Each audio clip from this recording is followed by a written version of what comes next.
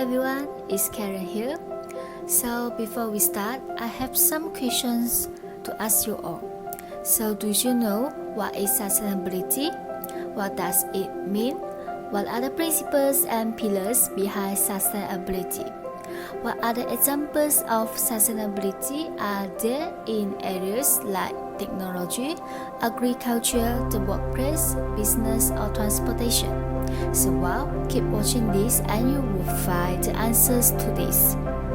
Before understanding what sustainability is, let us look at the example of sustainability life. Hey, I'm Suji. I'm the white-collar worker. I'm pretty sure that I can lead a sustainable life. First, I usually like to purchase organic products at the grocery shop. Next, I will ride to work on my own bicycle. Besides, my lights use green electricity too. But wait. Is that really called as sustainable living nowadays? Well, let's get back to the definition of sustainability. Actually, there is no universally agreed definition of sustainability. In fact, there are many different viewpoints on this concept and on how it can be achieved. Sustainability means meeting our own needs without compromising the ability of future generations to meet their own needs. Sustainability is not just environmental issues. Embedded in more definitions of sustainability, we also find concerns for social equity and economic development. So, our planet has many kinds of resources that we depend on. For example, for food, for housing, and more. All these resources can be replenished. Now, let us look at the example.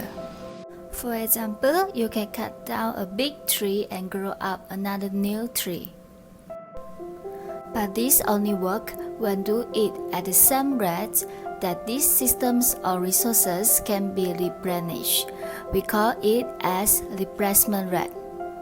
Okay, we could think of it as a cup of water. Then we are draining the cup of water and filling the cup continuously at the same rate. In this situation, the level of the water should be the same and be able to stay stable. If we do that, this is what we call as equilibrium. This is not about we are not using any resources, but we are doing it at the same rate that the systems or resources could be able to maintain or stay somewhat steady right now. Besides, we can notice that human is consuming those resources much faster than the replacement rate over the past few decades.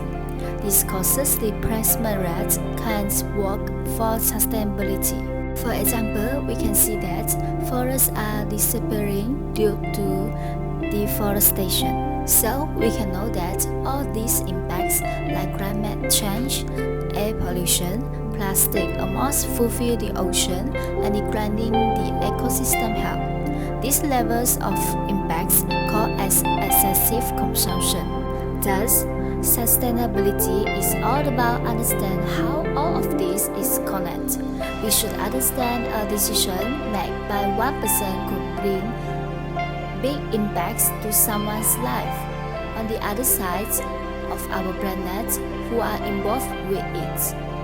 Next, principles become one of the huge frameworks that people use to talk about sustainability nowadays. We call it as the 3 pillars of sustainability, the 3 E's. In the 18th century, the person who called Carl von Clausewitz, who is interested in environment, realized that people should not cut down more trees and try to grow up trees again for replacement. Well, he had recognized the basic principle of sustainability. Sustainability seems to become a global concept for humans nowadays. This concept can be explained with the help of the 3 pillars of sustainability, the 3 E's, which is environment, economics, and equity. These elements must always regard as belonging together. Let us look at the environment pillars. Its function includes climate protection, which is widespread like protection of resources and biodiversity. Secondly, foods should be grown out organically. To avoid unsustainability, we should stop using pesticides. On the other hand, these farm animals should be given fodder that produce and provide by the farm. We must use natural resources more sparingly. One of the examples is petroleum, the resources that we must use for our cars. But these kind of resources will be exhausted in the future, so there will be no more fuel for our cars.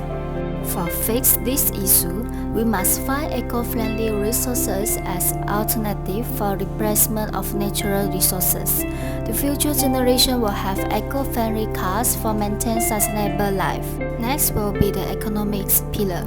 For example, people should only buy fruits that produce in season in some region, like strawberries in the summer season. This is because fruits that export to different regions will be arrived by airplane from a very long way, and transporting may cause us a lot of pollution like air pollution.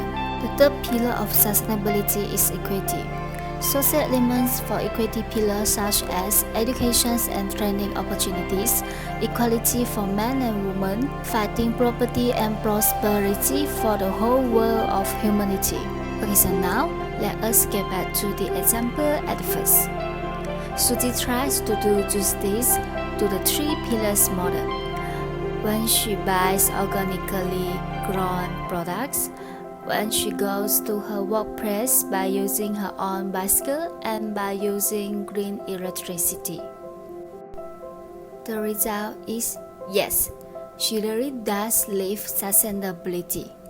In conclusion, sustainability is all about addressing all of those and let us understand the connection between environment, economics, and equity. We need to pay more attention to systematic relationships and interactions to aim to support the resilience and health of the whole system, to foster diversity and redundancies at multiple scales, and to facilitate positive emergence through paying attention to the quality of connections and information flows in the system. So, end of this topic for today. Hopefully you guys know what sustainability is and know the way how to maintain a sustainable life. Thank you and see you next time. Bye bye.